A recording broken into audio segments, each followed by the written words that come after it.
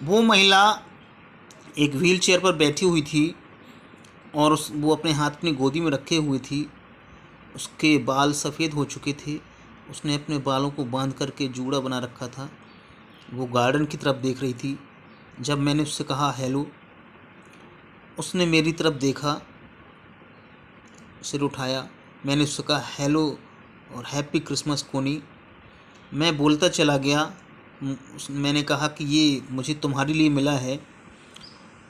और जब मैं उससे बात कर रहा था उसने मेरी तरफ आँख उठाकर देखा भी नहीं। मैंने वो टिन बॉक्स खोला और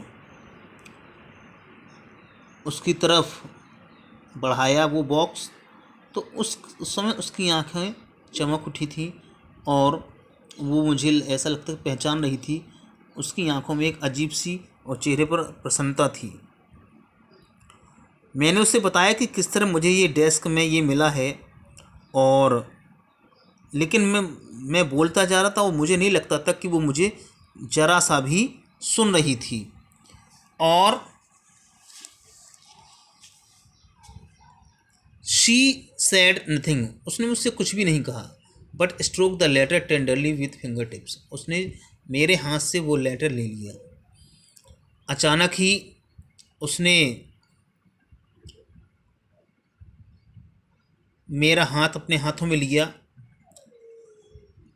और उसकी आंखों में आंसू आ गए थे। उसने कहा you told me you'd come by Christmas, तुमने मुझसे कहा था कि तुम क्रिसमस पर आओगे मेरे प्यारे जिम। उसने कहा and here you the best Christmas present in the, और ये ही मेरे लिए बेस्ट क्रिसमस प्रेजेंट है दुनिया का। आओ प्यारे जिम, बैठ जाओ। मैं उसके बगल में बैठ गया। उसने मेरे गालों का चुम्बन लिया और उसने कहा कि उसने वो लेटर दिया। जैसे वो कहने लगी I want here your voice, मैं तुम्हारी आवाज़ सुनना चाहती हूँ, और जैसा कि तुम हमेशा करते थे। Now you are